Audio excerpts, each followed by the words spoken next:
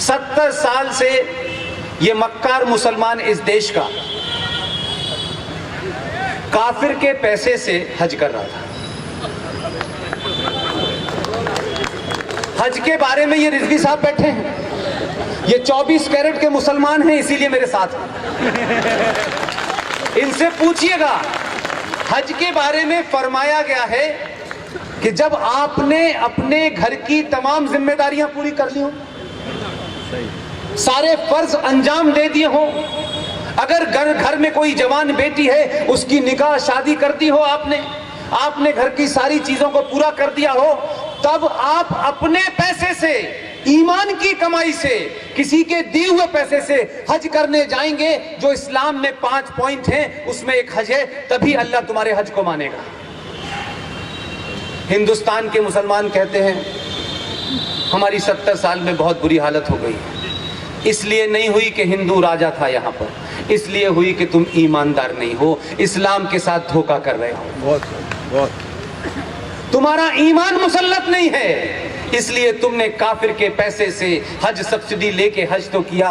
अल्लाह ने कहा मैंने तो ये नहीं कहा था कि तुम अपने पैसे के अलावा काफिर के पैसे के लेके आओगे तो तुम्हें हज का फायदा नहीं मिलेगा। तुम कितना भी माथे पे काले रंग का रगड़ रगड़ के सजदे पे चले जाओ, अल्लाह तुमसे नाखुश है, या अल्लाह तुम्हारी बात नहीं मानेगा। और जब मान रहा था तो तुमने दुनिया के अंदर बहुत कुछ किया था, और हमारा तो अल्लाह के ऊपर यकीन है रिजवी साहब। अल्लाह ने हमें 1000 साल तक गुलाम रखा, हमने कभी अल्लाह की जात पर सवाल नहीं उठाया कि अल्लाह ने हमारे साथ ऐसा क्यों किया। हम ये मानते रहे कि हमारे अंदर, सनातन के मानने वालों में जरूर कोई ऐसी कमी आई होगी, जरूर किसी हम रास्ते से भटके होंगे, कि ताकि प्रकृति ने हमें सजा देने के लिए कि जो चीजें उसने बताई थी, जिन चीजों का हमको अनुकरण करना चाहिए था, जिन चीजों को हमको प्रिजर्व करना चाहिए था, हमने तमाम खत्म कर दी, सब खराब कर दी।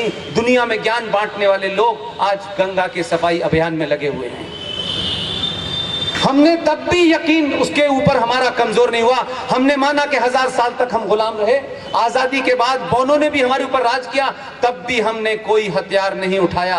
माना कि हमारे चरित्र में, हमारे किरदार में कोई कमी आ गई होगी जिसकी हमें सजा मिली है। तुमने तो 2014 के बाद अल्लाह पे यकीन करना बंद कर दिया। अरे आज भी यकीन करो ना, तुम कहते हो रब्बुल आलमीन कि ये जो पूरा सृष्टि है, जो पूरा ब्रह्मांड है, ये कोई एक ताकत है, तुम उसे अल्लाह कह सकते हो, हम भगवान कहते हैं, कोई क्रिश्चियन कुछ और कह सकता है, लेकिन ये मानते जरूर हैं कि कोई आदर्श सत्ता है जो पूरी दुनिया को चलाती है, हवा चलाती है, रोशनी आती है, सूरज निकलता है, जाड़ा पड़ता है, गर्मी आती है, कोई चला रहा है। हमारा यकीन उस वक्त भी था जब हम 1000 साल तक गुलाम थे, और हमारा यकीन 2014 के बाद भी है। प्रॉब्लम तुम्हारी है, तुम मस्जिदों में दुआ मांगते हो या अल्लाह मोदी को उठा ले, वो नहीं, उसी ने भेजा है, वो क्यों उठाएगा, उसी की मर्जी से आया है। जब ये हवा अल्लाह की वजह से चल रही है, जब वो गोल टोपी वाला उसी ने पैदा किया है, जब रामपुर में एक पागल पैदा किया है, तो भाई ये 2-4 अक्लमंद भी होने चाहिए थे। तो अल्लाह की मर्जी से आया है। अगर नहीं सुने, शुरू में कहा सुन लो, नहीं माने तो उसने कहा उत्तर प्रदेश में बड़ा संकट है, यहां योगी को भेजो, दोबारा यहां भेज दिया।